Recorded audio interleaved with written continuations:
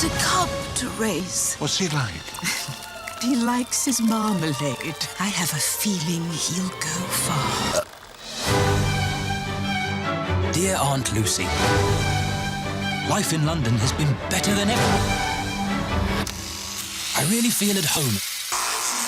If you had one wish tonight, what would it be? I'd like to get my Aunt Lucy a birthday present. An old pop-up book of London. The only problem is it's rather expensive. Where on earth did you find it? At Mr. Gruber's antique shop. Stop! Thief! Cheerio. Hold it right there. We're rich again.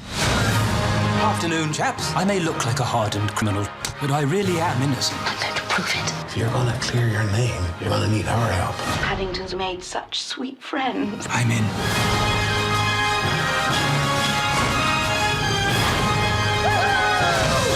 What a clever little bear. Come back with that book! Paddington looks for the good in all of us, and somehow he finds it. And if we're kind and polite, the world will be right. Paddington 2.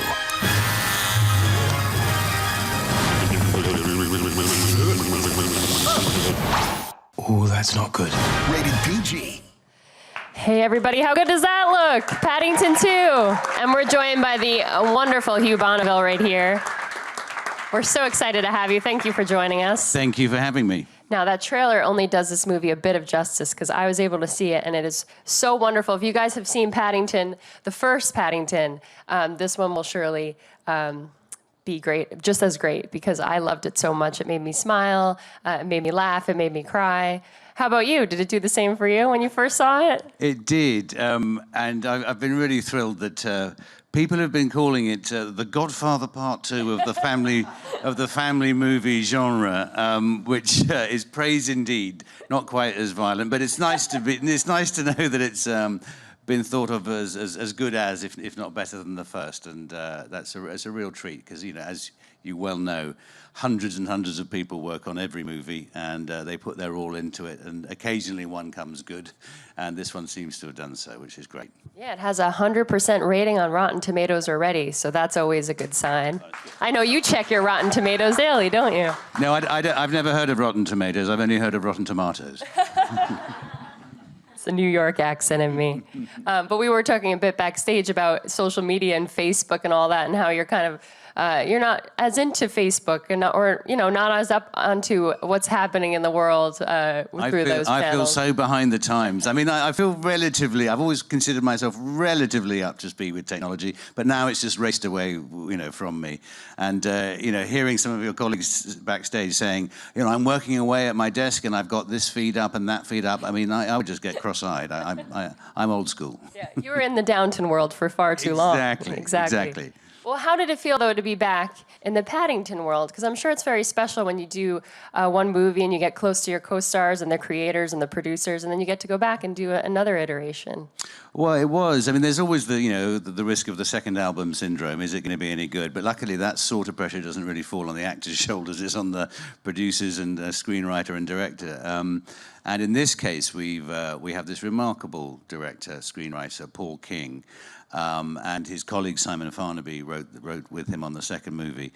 And he really is, I mean, without putting too fine a point on it, he really is Paddington. I mean, he's quite apart from being short and round and furry, he's also got this extraordinarily open heart and view of the world that is slightly eccentric, eternally lovable, and has great wit as well. And that is one of the reasons I think that the film has worked, both films have worked, is because it's not just a kid's film with a few gags for the tired grown-ups who've had to go along with their youngsters. It's actually a film that does genuinely appeal across the generations, and that's all comes from Paul's spirit. He said the other day, actually, when he was asked about his audience, really, who were you making it for?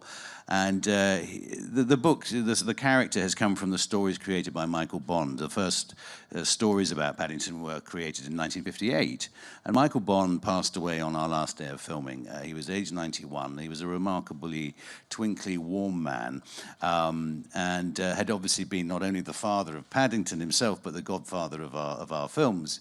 And Paul said that when he showed the first cut of the finished cut of the first movie to Michael, he couldn't sit and watch it with him, and he had to walk around the block in Soho in London.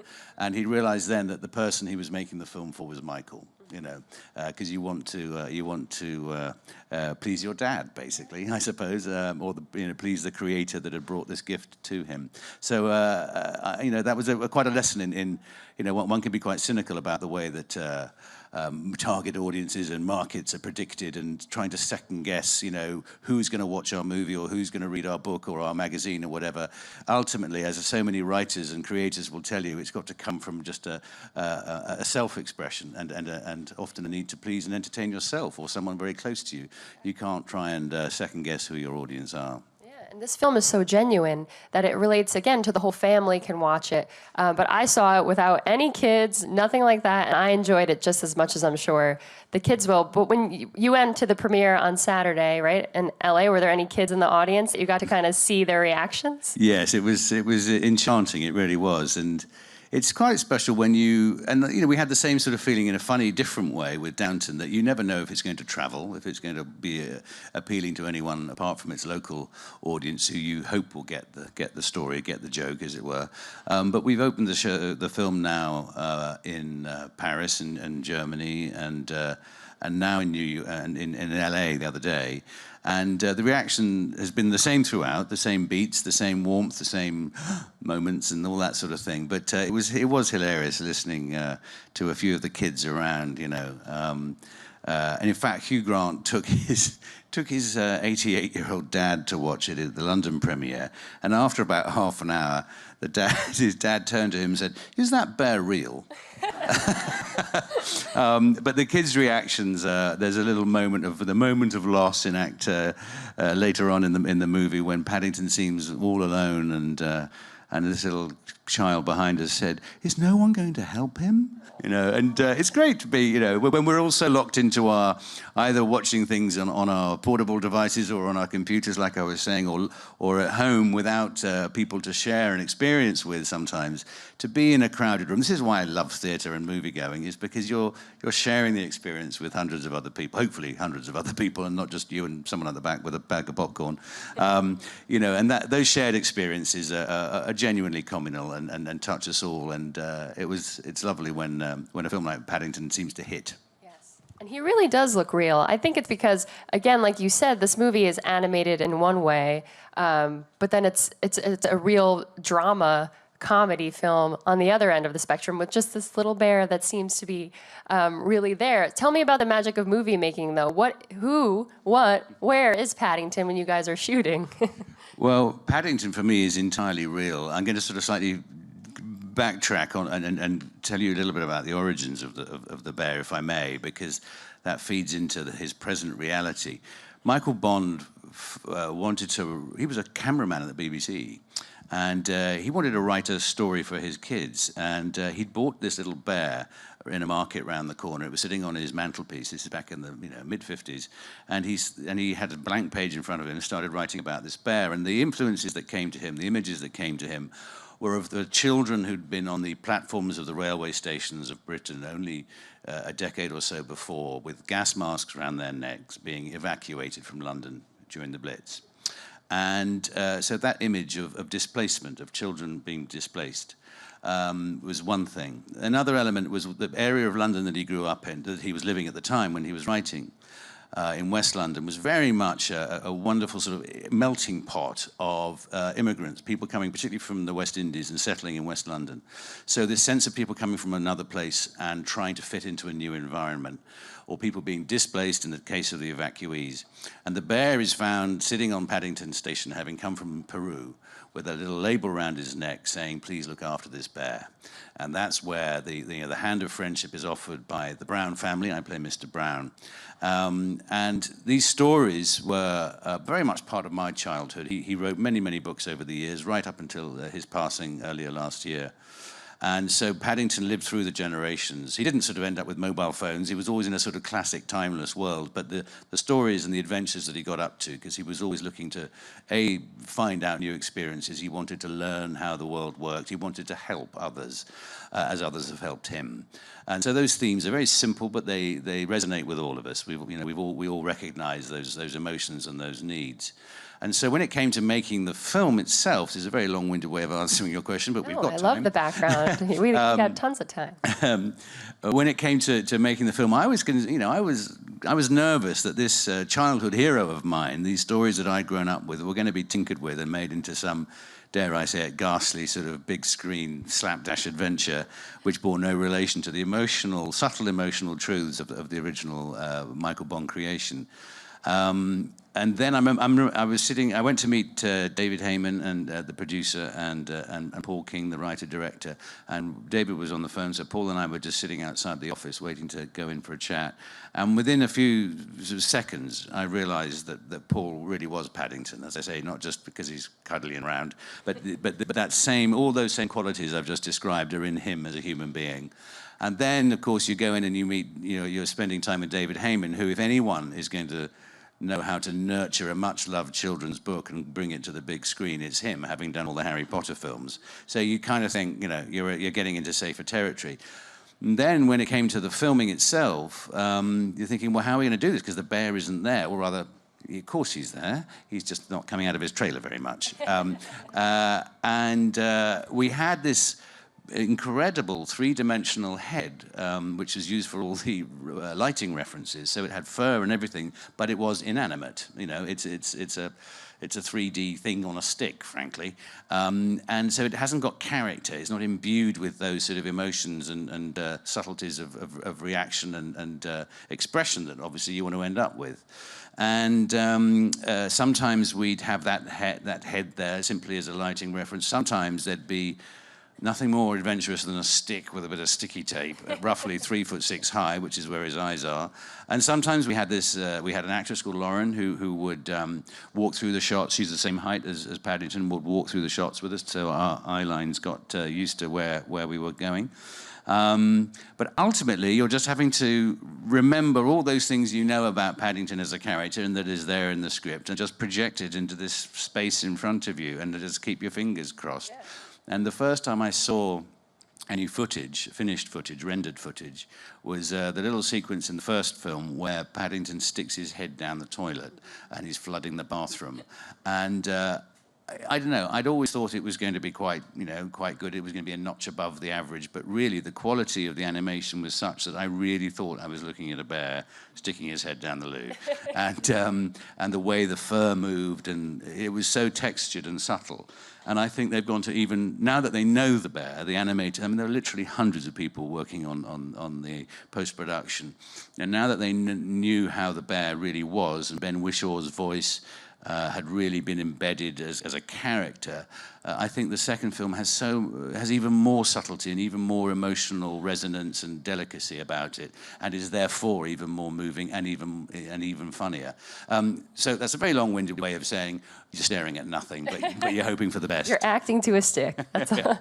No, but it's true. The fur, everything about him is so alive in this film, especially when he's, he tries to find a job, because the whole premise of this movie is he's trying to buy this book for his Aunt Lucy for her birthday. That's kind of a pop-up book of London, since she's never been able to come to London.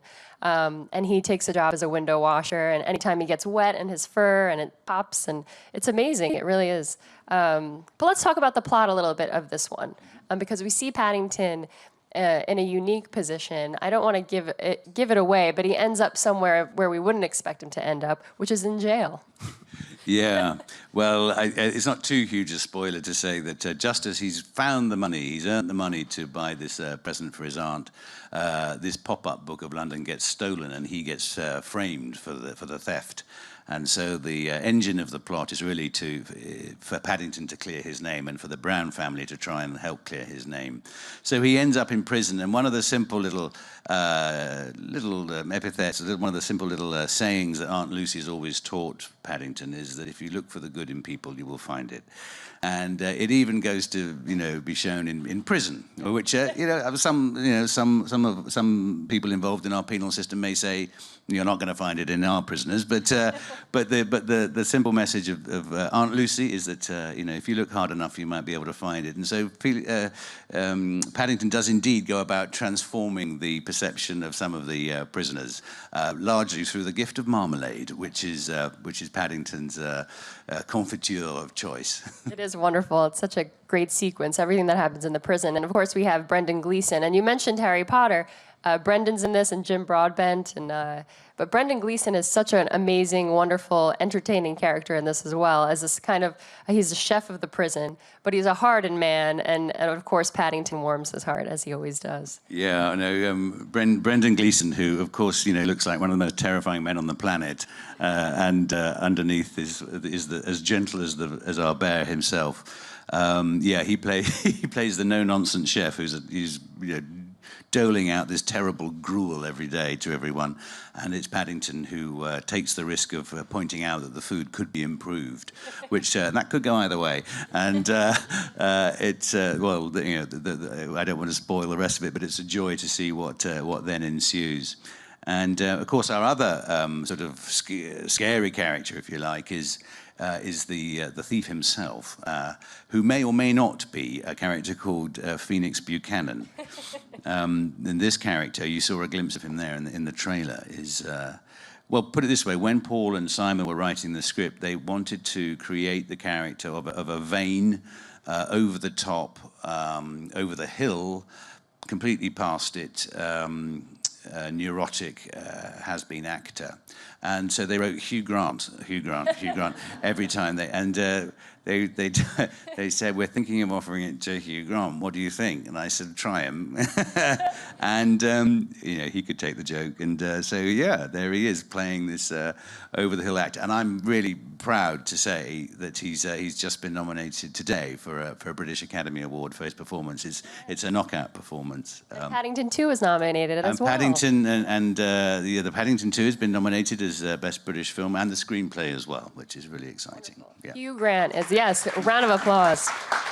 And you worked with Hugh before in Notting Hill. Two Hughes in this movie. 2 years, two Hughes. Who knew?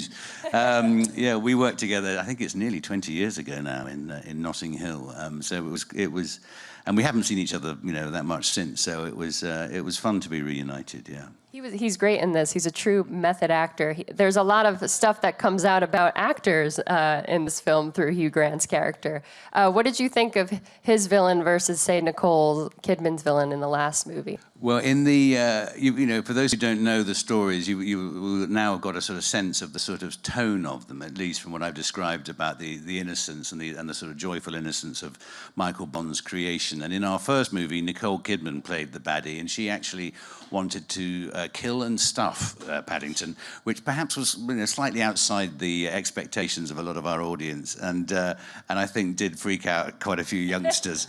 So in this second movie, you can rest assured that it's more user-friendly, in that our baddie is equally naughty, but not quite as malicious. His evil interests are really about self-interest, and the bear is a minor irritation who's getting in the way of his goal. And it's deliciously funny, and it's all about the vanity of the actor. And we have another, I think Julie Walters was in Harry Potter, wasn't she, at some point? Yeah. So she plays Mrs. Bird, our housekeeper. And she's got a thing about actors being evil, and there's a line that I thought that would never make it into the final cut, but it's there, and it is that actors are some of the most evil, devious people on the planet. She's obviously had a bad experience with an actor in the past. But of course, we have to mention the wonderful Brown family who takes Paddington in and is Paddington's family. And that's you, Mr. Brown, who's kind of dealing with a midlife crisis in this film. Can you talk about that a little bit and what's going on with Mr. Brown? Well, yes, so Sally Hawkins and I play Mr. and Mrs. Brown, and we have this we have this lovely sort of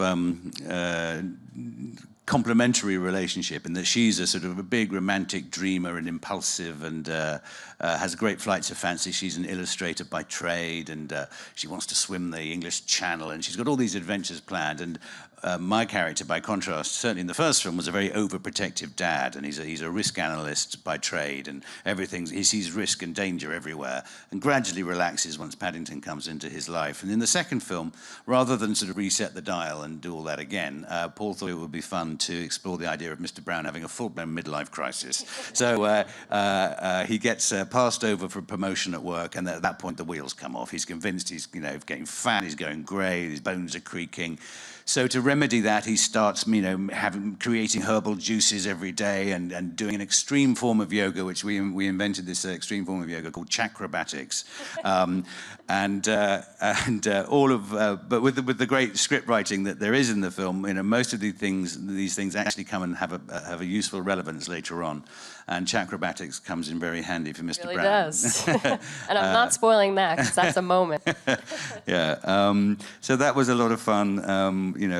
Playing with all those sorts of little themes. Not that I recognise any of them being a athletic young man of 18, but I did draw on Hugh Grant's aging in order to find a reference point. Yes. Of course. Before I toss it to the audience, I of course have to mention the wonderful Downton Abbey, and you of course played the wonderful Lord Grantham. Can we give him a round of applause for that? Miss you guys every day on my TV screen. But I heard that you went to the exhibit that is open in New York yesterday to surprise some people who were there. Oh, it was great, yeah, because this exhibit, it's not just a costume exhibition, which you might think. They've actually done something quite remarkable. They've recreated some of the sets. There's lots of memorabilia. There's quite a few sort of almost history lessons that I didn't know about to do with the context of some of the storylines. As well as seeing, as I say, costumes and interviews and all that sort of thing. So you can actually walk through the servants' hall, Mr. Carson's office. You can go then upstairs to the bedrooms, Lady Mary's bedroom's there, the dining room. There's a wonderful sort of enveloping sequence set in the library where not only clips from the show, but sort of, bits of historical context are placed around you. I found it, inevitably I found it very moving because, there was 6 years of my life and my friends' lives condensed into this building in Midtown New York, and it was very special. It was really, not only is it a really well curated exhibition, it was obviously a wonderful trip down memory lane for me. How was it? How did the fans react to seeing you at the exhibit? Well, that was nice. So many people, and this is what's so enchanting about people's relationship with the show. People saying, we miss it, like it's an old friend that they've had to let go. And I know that, I know the feeling. It was 6 wonderful years, it really was. And the cast, we're all still, good buddies. And we had a couple of sort of, dinner reunions this year, and that's really nice that, after those 6 years, we're still in touch. There's a lot of talk about a movie, which I'm sure you guys have all spoken about at length. But do you think a movie would be necessary, or are you happy with the way the show kind of wrapped up? Because it did kind of wrap up in a really nice way. It did. It had a very nice resolution, and the fact that like in life, some stories don't end and some are closed off. It would be lovely because there is definitely still an appetite for a film. I can sense that just from the reactions we get when we're out and about and when we read articles about it and so on. And the thing that really made me realize that a movie could work was one time we were over here promoting season 5 or 6, I can't remember which. And there happened to be a screening of half of the first episode in an auditorium that seated over 1,000 people, and there was a lot of people. It was in Washington, D.C., and a lot of people turned out for it.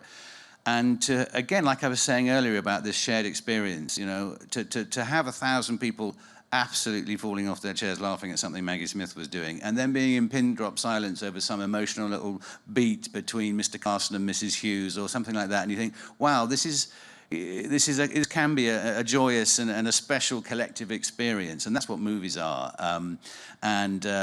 Millions of people have enjoyed watching it in their living rooms. Many have said how it's brought families together. People would have a date to watch it, as a family, which so rarely we do these days. Knowing that Granny and grandson could all sit down and watch it together without going, oh, is this going to be an embarrassing bit? On the whole, there were some shocks along the way, but on the whole, it was a a family type experience, and so I think amplifying that onto a big screen, I can absolutely see that working. Yeah. But I think the real issue really is logistics and getting us all together, because the central cast is probably 12 or 14 characters that are much loved, and trying to get everybody back in the same room is like, as they say, herding cats. Yeah. You guys all have great projects going on too. We got Nightfall and Godless and Paddington 2, and it's great. But I will be auditioning to be an extra in that movie, so let me know. I want to ask the audience. I want to give them a chance to ask questions. So who's first? It's actually, I guess, dovetails nicely with your last statement. Which did you find more difficult, working with a large cast in Downton, including somebody to me that would be intimidating to work with just as an outsider, Maggie Smith, or with a bear that's not really there? That's an interesting one, but I think the challenges of working with the bear were in a way more straightforward, because you do sit down, so you don't feel you have to stand. Because you know he's not going to be there, you know he's not going to answer back, and you know he's not going to fluff his lines. So so there's a bit of pressure on you there. But I have to say, looking back on Downton, and as you say, working with someone like Maggie, who is, it makes you raise your game. You don't want to come out with I'm trying to find a good tennis analogy. You don't want to come out with sort of dirty shorts on. You want to play to the best of your ability when you're with her, and she makes you raise your game.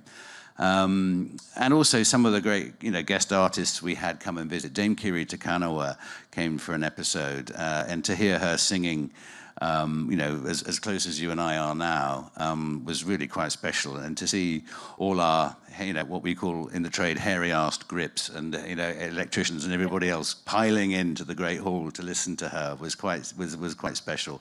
And of course, the other great dame we had on the show, Dame Shirley MacLaine, was an absolute riot to have. And I'll never forget the moment that she and Maggie met for the first time in the hall at 5 to 8 in the morning, just as we were starting rehearsals, in their warm coats on a cold March morning, and it was like Stanley meeting Livingston or something. It was this great connection, and they'd met once before, I think 40 years before at the Oscars or something. But it was great to see these great legends, just chatting away about, I'd sit between them at the dinner table scenes and asking her about Billy Wilder and Jack Lemmon, and it was great to be able to, just listen to these great stories. And Maggie, herself worked with Laurence Olivier, for several seasons at the Old Vic Theatre, and all these stories. And it's great just to be able to absorb from the best.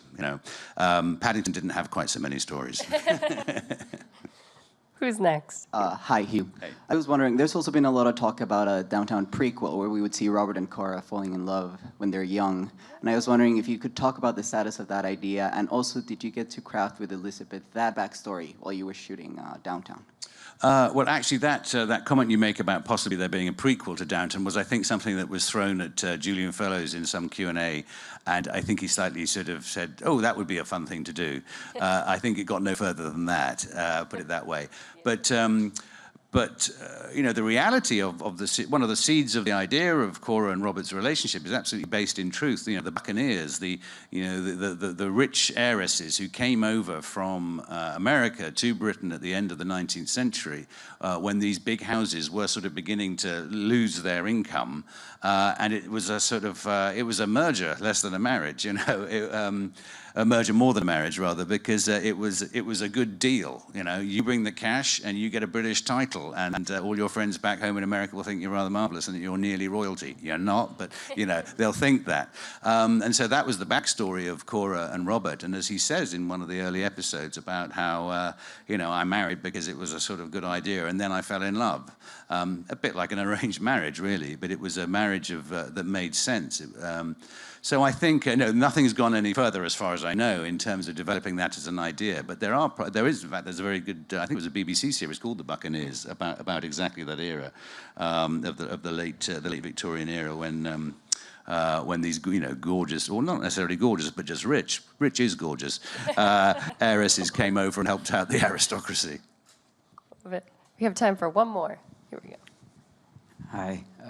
So I got to see the sequel, and I thought it was equally as charming as the first one. I loved both of them. I read that you're originally from Paddington, or Paddington area of London. How did you get involved with the original movie, and then did you feel like you were meant to be a part of the film, and do you think that there'll be any more sequels?